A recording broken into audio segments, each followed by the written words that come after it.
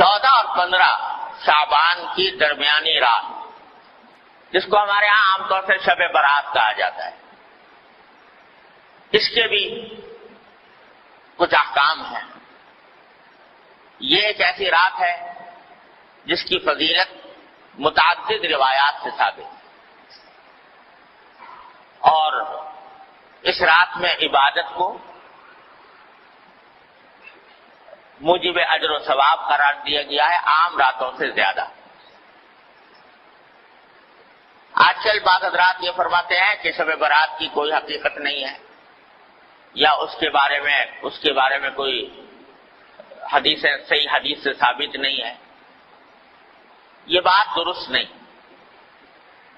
حقیقت میں شب برات کی فضیلت 17 صحابہ کرام رضی اللہ تعالی عنہما سے روایت ہے، 17 صحابہ کرام سے، تو انہوں نے نبی کریم صلی اللہ علیہ وسلم کی طرف سے یہ بیان فرمایا کہ اس رات میں عبادت کرنا فضیلت رکھتا ہے۔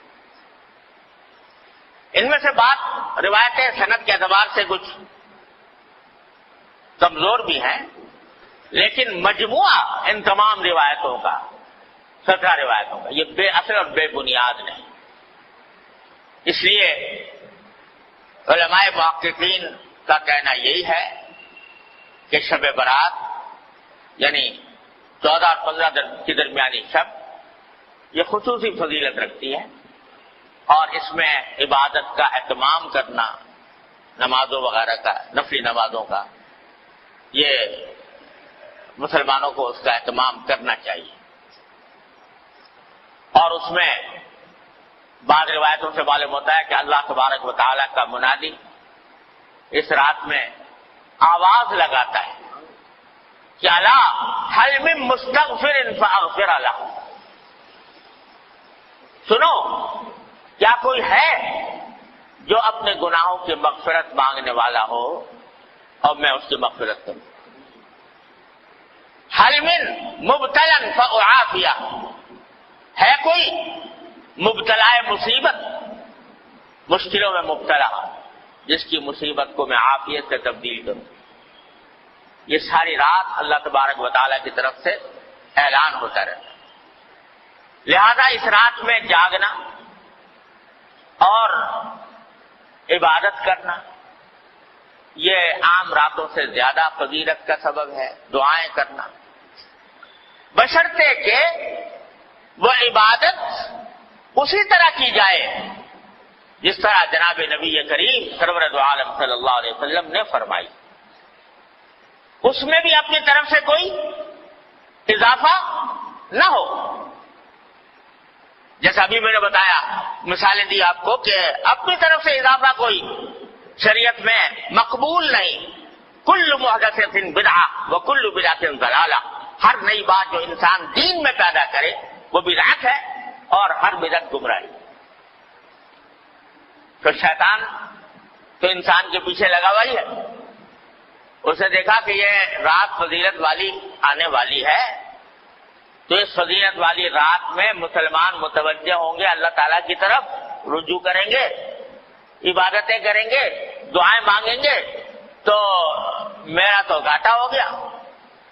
لہذا اس نے ایسے ایسے طریقے ایجاد کروا دیے کہ لوگ جو ہے عبادت سے ہٹ کر ان طریقوں میں لگ جائیں، اور ان کی وجہ سے اس رات سے جو فائدہ اٹھایا جا سکتا تھا وہ نہ اٹھا سکتا۔ کیا کے طریقے گڑھ لیے کہ بھائی نماز پڑھو یا نہ پڑھو، شب برات کا حلوہ ضرور پکاؤ۔ وہ نماز پڑھو یا نہ پڑھو، عبادت کرو یا نہ کرو، لیکن حلوہ پکانا ضروری فرض۔ اگر کوئی نہ پکائے تو قابل ملامت، یہ لے بھائی اس کے گھر تو شب برات کا حلوہ بھی نہیں پکتا، یہ بڑا وہابی ہے، یہ جو ہے ایسا کنجوس ہے، بخیل ہے کہ اس کے گھر میں حلوہ ہی نہیں پکتا۔ اب کوئی خدا کا بندہ پوچھے کہ بھائی حلوے کا کہیں ذکر قرآن میں، حدیث میں، صحابہ کرام کے تعامل میں کہیں ہے کہ بھائی شب برات کے دن حلوہ پکنا چاہیے. نہ قرآن میں اللہ تعالیٰ نے فرمایا، نہ نبی کریم صلی اللہ علیہ وسلم نے ارشاد فرمایا، نہ صحابہ کرام کے عمل میں کہیں اس کا کوئی دور دور کوئی نشان نظر آتا ہے، مگر یہ حلادی بات اور اس کو فرض اور واجب سے زیادہ ضروری قرار دے. کوئی پوچھے بھائی حلوہ نہ پکاؤ، یہ بدعت ہے. ارے بھائی حلوہ پکانے میں کیا ہے؟ حلوہ کوئی حرام چیز ہے؟ تو یہ جواب، ارے بھائی حلوہ حرام کوئی چیز نہیں، روز پکاؤ، لیکن شب برات کو خاص طور پر حلوے کے لیے مخصوص کر لینا اور اس کو فرض قرار دینا اور واجب قرار دینا، کوئی نہ پکائے تو ملامت کرنا، یہ اپنی طرف سے دین میں اضافہ ہے جو اللہ تعالیٰ کو گوارا نہیں. تو ایک تو یہ شگوفہ چھوڑ دیا شیطان نے. دوسرا اس سے زیادہ خراب کہ بھائی شب برات میں آتش بازی ہونی چاہیے، الیاذ باللہ العلی، اس میں لاکھوں روپیہ آگ میں جلا دیا آتش بازی کرنے سے. آتش بازی ہو رہی ہے اور آپ جانتے ہو کہ اس آتش بازی نے جانے کتنے بے گناہوں کی جان لی ہے. بوری بازار کراچی کا آج بھی گواہ ہے، اسی شب برات کی آتش بازی کی ہلاکتوں کا گواہ ہے کہ کس طرح پورا کا پورا بازار جو ہے وہ نظر آتش ہو گیا، جل کر ختم ہو گیا. اب پھر بھی وہ بات ہے کہ نہ قرآن میں، نہ حدیث میں، نہ صحابہ کرام کے تعامل میں، نہ بزرگان دین کی وصیتوں میں کہیں بھی نہیں اپنی طرف سے شب برات کے ساتھ آتش بازی کا شگوفہ چھوڑ دیا. یہ شیطان. حلوہ پکانا تو چلو بھائی عام دنوں میں جائز تھا، حلال تھا. یہ آتش بازی جو ہے تو عام دنوں میں بھی اس طرح آتش بازی کرنا کہ جس میں پیسے کا ضیاع ہو، جس میں جانیں ضائع ہونے کا اندیشہ ہو، یہ تو عام دنوں بھی حرام ہے. تو اس مبارک رات میں جس میں اللہ تعالیٰ گناہوں کی مغفرت مانگنے کو فرما رہے ہیں، جس میں دعائیں مانگنے کے فرما رہے ہیں، اس میں یہ کام کرنا تو اتنی بڑی بری بات ہے کہ یہ چھوڑ دیں. تیسرا یہ کہ بھائی یہ راتیں جو ہوتی ہیں جس میں جاگنے کا حکم دیا گیا ہے عبادتوں کا، اس کا اصل طریقہ یہ ہے کہ آدمی براہ راست اپنے پروردگار کے ساتھ رابطہ اور رشتہ قائم کرے، تنہائی میں، خلوت میں اللہ تبارک و تعالیٰ کی بارگاہ میں حاضر ہو، وہ ہو اور اس کا اللہ ہو، اور وہ اس میں عبادت بھی کرے، سجدے بھی کرے، دعائیں بھی مانگے، تلاوت بھی کرے. جتنا آدمی خلوت میں، تنہائی میں اللہ تبارک و تعالیٰ کی عبادت کرے گا، اتنا ہی اللہ کے ساتھ مضبوط تعلق پیدا ہوگا، اتنا ہی اجر و ثواب ملے گا، اتنی دعائیں انشاءاللہ قبول ہوں گی. لیکن بعض اوقات یہ بھی ایک قصہ کھڑا ہو گیا کہ اس میں جلسوں کا سلسلہ شروع ہو گیا، جلسے ہو رہے، راتیں جو ہیں وہ جلسے کی انتظامات ہی میں صرف ہو رہی، کھانے پک رہے ہیں، دیگیں چڑھ رہی ہیں، دعوتیں ہو رہی ہیں. تو نتیجہ یہ کہ وہ اوقات جن کا لمحہ لمحہ قیمتی تھا وہ جلسوں کے انتظامات میں صرف ہو رہا ہے، دیگیں چڑھ رہی ہیں، کھانا پک رہا ہے اور لوگ دعوتیں کر رہے ہیں. ارے بھائی یہ اللہ نے رات عطا فرمائی ہے، یہ اس کا جتنا بھی حصہ موقع مل جائے، اچھا تو ہے کہ پوری رات پوری نہ ہو سکے، جتنا موقع مل جائے گوشہ تنہائی میں اپنے اللہ سے رابطہ قائم کرو، جیسا کہ نبی کریم صلی اللہ علیہ وسلم فرماتے. تو اس میں نمازیں، نفل نمازیں پڑھے، لمبی لمبی صورتیں اگر یاد ہے وہ پڑھے، دعائیں کریں، مناجات مقبول دعائیں، نبی کریم صلی اللہ علیہ وسلم کی دعائیں ہیں وہ کریں، اپنے ذات کی دعائیں کریں. آج پوری امت مسلمہ ایک عظیم آزمائش میں مبتلا ہے اور ہمارا ملک خاص طور پر گھرا ہوا ہے، تمام چاروں طرف سے خطرات اور فتنوں میں گھرا ہوا ہے. اس کے لیے دعا کریں اور اللہ تبارک و تعالیٰ سے مانگیں. اس کام میں اس رات کو صرف کرنا چاہیے. اللہ تعالیٰ اپنے فضل و کرم سے ہم سب کو اس کی توفیق عطا فرمائے. اور بھائی اس کے بعد اگلے دن جو ہے یعنی 15 شعبان، اس کے روزے کے بارے میں کوئی حدیث صحیح نہیں. یہ جو مشہور ہے کہ اس دن کا روزہ رکھنا جو ہے وہ خاص طور پر اس دن کا روزہ، اس کے لیے جو حدیث آئی ہے وہ بہت کمزور، ضعیف ہے، قابل اعتبار نہیں. البتہ ابھی بات کر چکا ہوں کہ شعبان کے سارے ہی مہینے میں آپ روزے رکھا کرتے تھے، سارے مہینے کے اکثر ایام میں روزے رکھا کرتے تھے. لہذا وہ فضیلت جس طرح آج کے دن کو حاصل ہے، اسی طرح کل کے دن کو بھی حاصل ہے، پرسوں کو بھی حاصل ہے، ترسوں کو بھی حاصل ہے. اور دنوں میں نہیں رکھ سکے اس دن رکھ لو. لیکن خاص طور سے 15 شعبان کے روزے کی کو زیادہ فضیلت سمجھ کر روزہ رکھنا مناسب نہیں. لیکن سارے شعبان میں جب بھی موقع مل جائے رکھ دیا جائے. اس طرح اس شب برات کو، اس رات کو گزارنا چاہیے. اللہ تبارک و تعالیٰ سے دعائیں کرنی چاہیے. البتہ ایک بات اور سمجھ لیجئے، ایک روایت میں آتا ہے کہ اللہ تعالیٰ اس رات کے بارے میں بھی آتا ہے، شب قدر کے بارے میں بھی آتا ہے کہ اللہ تعالیٰ اس رات میں اتنے لوگوں کی مغفرت فرماتے ہیں جس میں قبیلہ کلب کی بکریوں کے بال.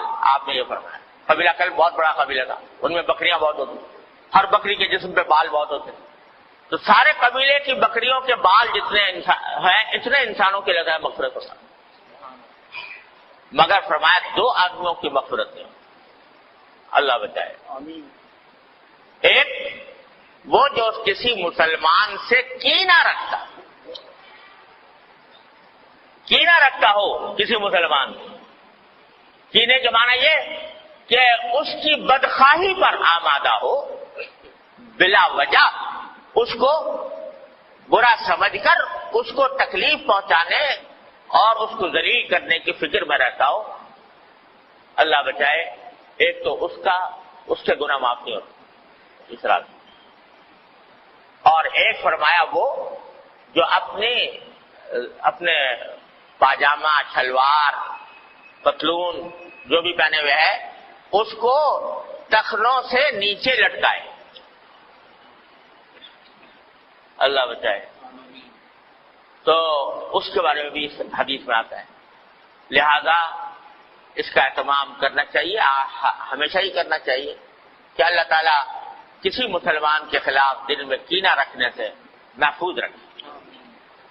ارے بھائی، کوئی اگر کسی سے کوئی غلطی ہوئی ہے تو اس غلطی کو اس سے بتا دو، معاملہ صاف کر لو. کوئی شکایت ہوئی ہے، شکایت گلا کر کے معاملہ صاف کر لو. اور تمہیں شریعت نے یہ بھی حق دیا ہے کہ جس نے جتنی تکلیف پہنچائی ہے تم اتنی اس کو بھی پہنچا دو، بدلہ لے لو برابر سرابر کا. لیکن دل میں کینہ لے کے بیٹھ گئے اور اس کو ہر طرح ذلیل کرنے، خوار کرنے، تکلیف پہنچانے، بدخواہی کرنے کی فکر میں لگ گئے. یہ چیز جو ہے وہ اتنی بڑی گناہ ہے، اتنا بڑا گناہ ہے کہ اس رات میں بھی معاف نہیں. اسی طرح یہ بھائی آج کل بہت ابتلا ہے اس میں ٹخنوں سے نیچے لٹکانے کا. اللہ تعالیٰ ہر مسلمان کی حفاظت فرمائے.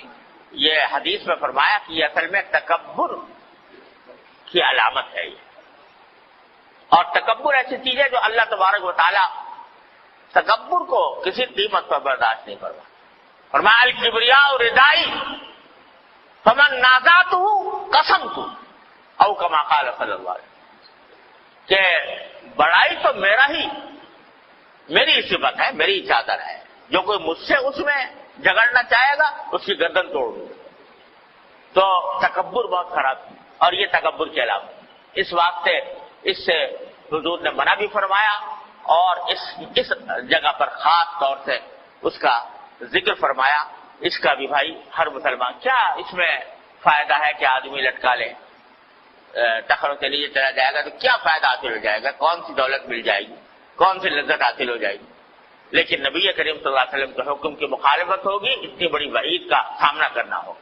اللہ تبارک و تعالیٰ اپنے فضل و کرم سے، اپنی رحمت سے ہمیں اس رات سے صحیح فائدہ اٹھانے کی توفیق عطا فرمائے اور اس میں اللہ تعالیٰ کی رحمتیں اور برکتیں جمع کرنے کی توفیق عطا فرمائے اور اپنے غضب اور اپنی ناراضی کے اسباب سے ہماری حفاظت فرمائے. ہاں بھائی یہ بات بھی رہ گئی کہ شب برات میں قبرستان جانے کا مسئلہ.